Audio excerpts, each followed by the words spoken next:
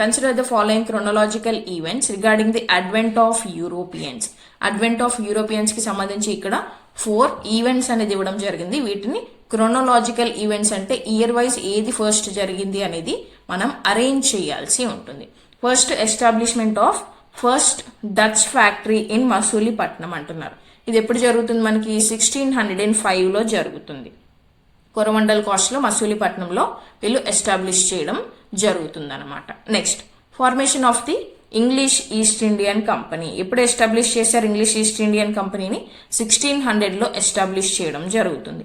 ఎవరి ఆర్డర్స్ ద్వారా? Queen Elizabeth I order అనేది ఇవ్వడం ద్వారా త్రూ ది రాయల్ చార్టర్ ఈ యొక్క ఇంగ్లీష్ ఈస్ట్ ఇండియా కంపెనీని ఫామ్ చేయడం జరుగుతుంది. Next one, arrival of the first French expedition in Surat.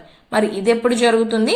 1667 to 68 time period లో ఈ యొక్క ఫస్ట్ ఫ్రెంచ్ ఎక్స్పెడిషన్ అనేది సూరత్ లో జరుగుతుంది అనమాట. అంటే ఫస్ట్ ఫ్రెంచ్ ఫ్యాక్టరీ అనేది సూరత్ లో ఎస్టాబ్లిష్ చేయడం జరుగుతుంది. అండ్ లాస్ట్ ఈవెంట్ ఏంటి? Capture of Goa by the Portuguese from Sultan of Bijapur. మరి క్యాప్చర్ ఆఫ్ గోవా అనేది ఎప్పుడు జరుగుతుంది? 1510లో జరుగుతుంది. అల్ఫోన్సో డి ఆల్బుకర్ ఎవరైతే ఉన్నారో అంటే మనకి సెకండ్ పోర్చుగీస్ గవర్నర్ అనమాట. ఈ యొక్క సెకండ్ పోర్చుగీస్ గవర్నర్ గోవాని క్యాప్చర్ చేయడం జరుగుతుంది ఫ్రమ్ ఆదిల్ షా. ఈ యొక్క ఆదిల్ షానే ఆ టైంలో బీజాపూర్ యొక్క కింగ్ అనమాట. రైట్.